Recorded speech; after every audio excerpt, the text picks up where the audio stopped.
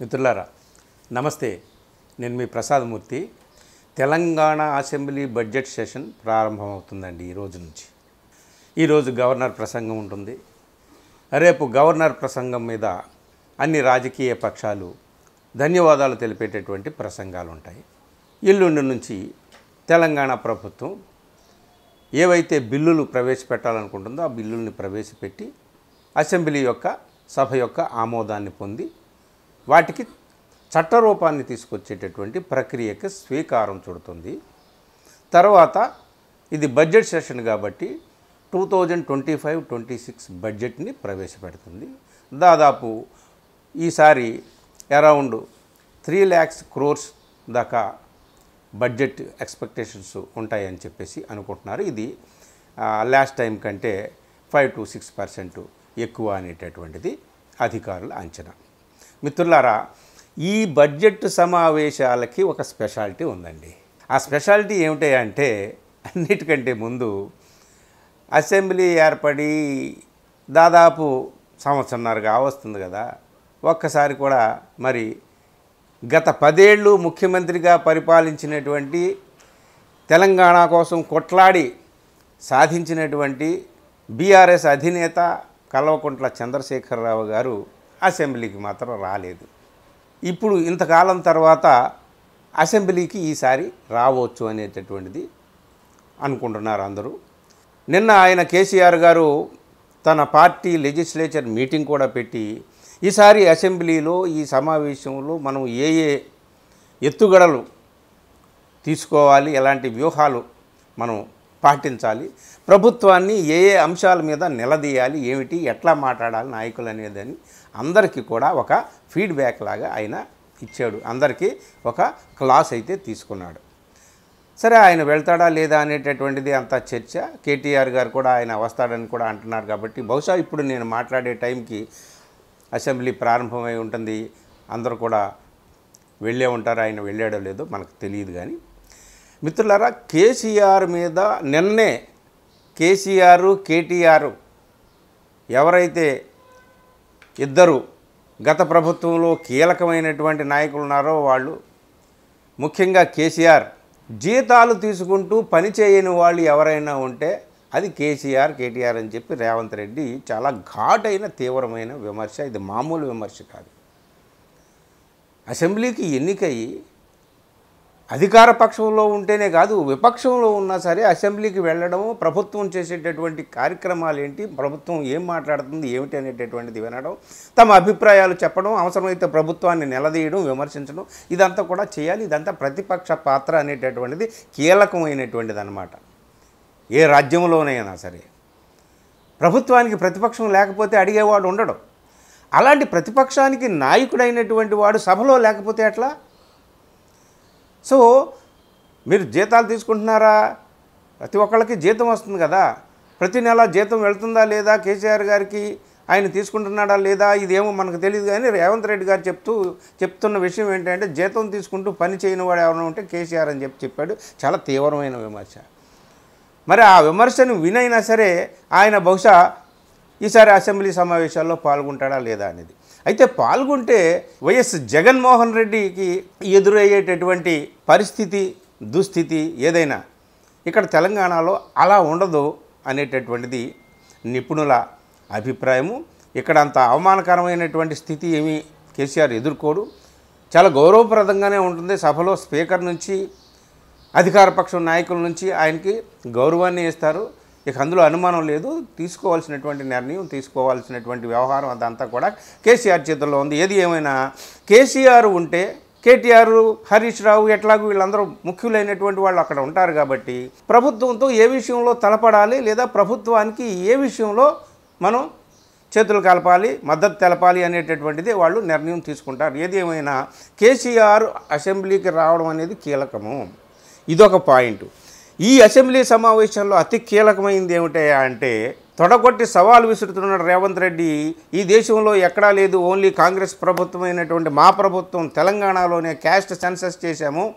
దానికి అనుగుణంగా బీసీలకు విద్యా ఉపాధి రంగాల్లో 42% రిజర్వేషన్ కల్పించాలి అని చెప్పి మేము బిల్లుని ఇక్కడ ప్రవేశపెడుతున్నాము, అలాగే దీని ప్రతిపాదనలు కేంద్రానికి పంపుతాము, కేంద్రం కూడా దీనికి ఆమోదముద్ర వేయాలి అనేటటువంటిది ఒకటి చాలా కీలకమైనటువంటి నిర్ణయం అనమాట. 46.2% సంథింగ్ బీసీల లెక్క వీళ్ళు తేల్చారు కాబట్టి ఈసారి జరిగినటువంటి ఈ క్యాస్ట్ సెన్సెస్లో ముఖ్యంగా మిత్రులారా, క్యాస్ట్ సెన్సెస్ అనేటటువంటిది ఏదో ఫలానా క్యాస్ట్కి ఇంతమంది ఉన్నారు, ఫలానా క్యాస్ట్లో ఇంతమంది ఉన్నారని కాదు. దాని అర్థం ఏమిటయ్యా అంటే ఏ కులం వారు, ఏ సామాజిక వర్గం వారు ఎంతమంది ఉన్నారు, వారి ఆర్థిక స్థితి ఏమిటి, వారి సామాజిక స్థితి ఏమిటి, ఉద్యోగాల్లో విద్యారంగంలో వారి యొక్క ప్రజెంట్ సిచ్యువేషన్ ఏంటి, వారి ప్రాతినిధ్యం ఏంటి, ఇవన్నీ కూడా లెక్కలు తేలుతాయన్నమాట.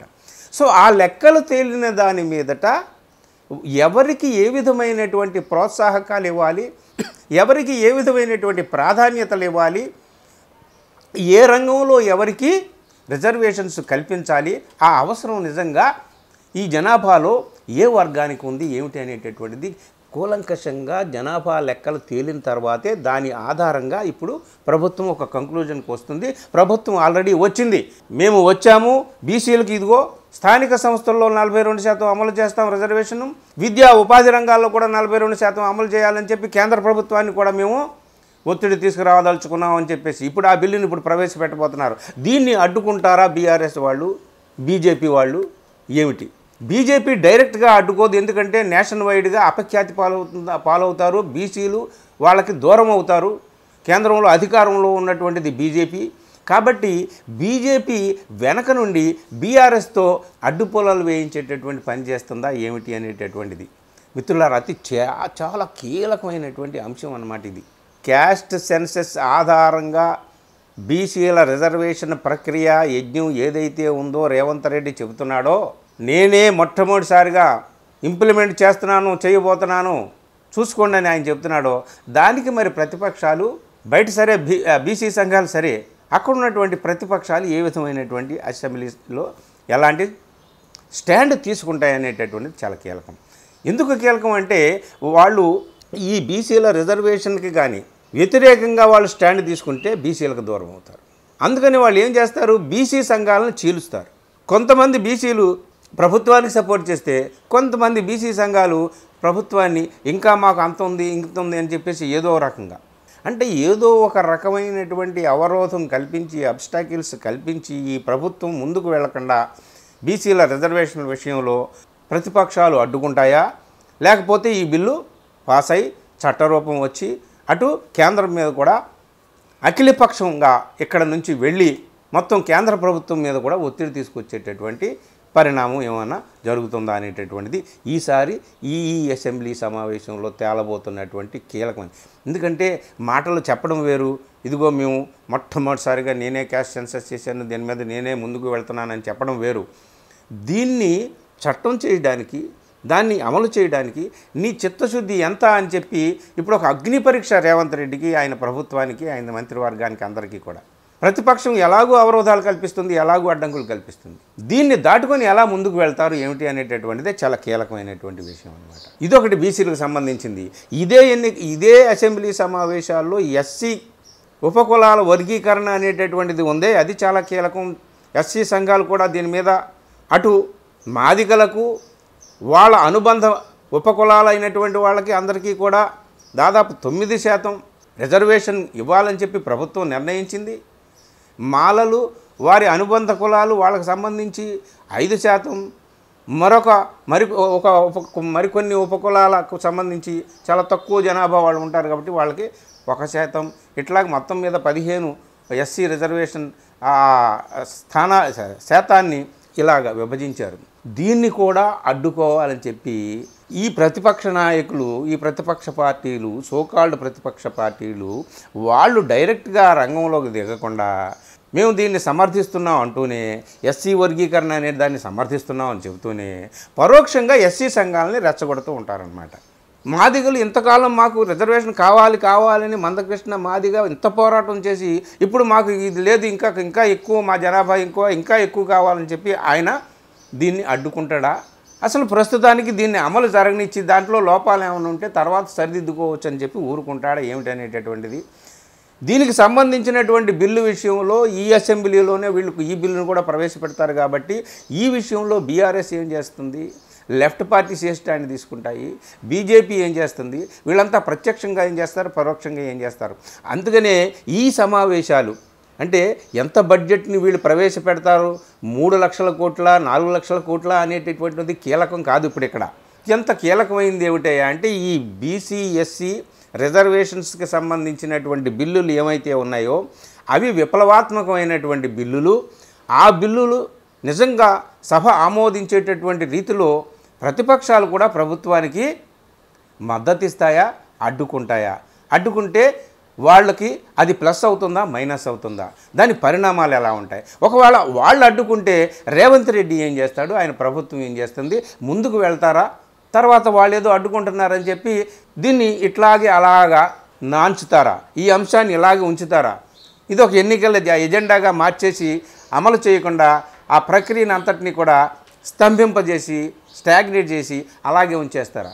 ఇటు అధికార పక్షానికి అటు విపక్షానికి అగ్ని పరీక్ష లాంటి బిల్లులు ఈ ఎస్సీ రిజర్వేషన్కి సంబంధించి కానీ బీసీ రిజర్వేషన్కి సంబంధించి కానీ. మిత్రులారా, అందుకని ఈ బడ్జెట్ సమావేశాలు ఈరోజు ప్రారంభమవుతున్న ఈ బడ్జెట్ సమావేశాలు అత్యంత కీలకమైనవి.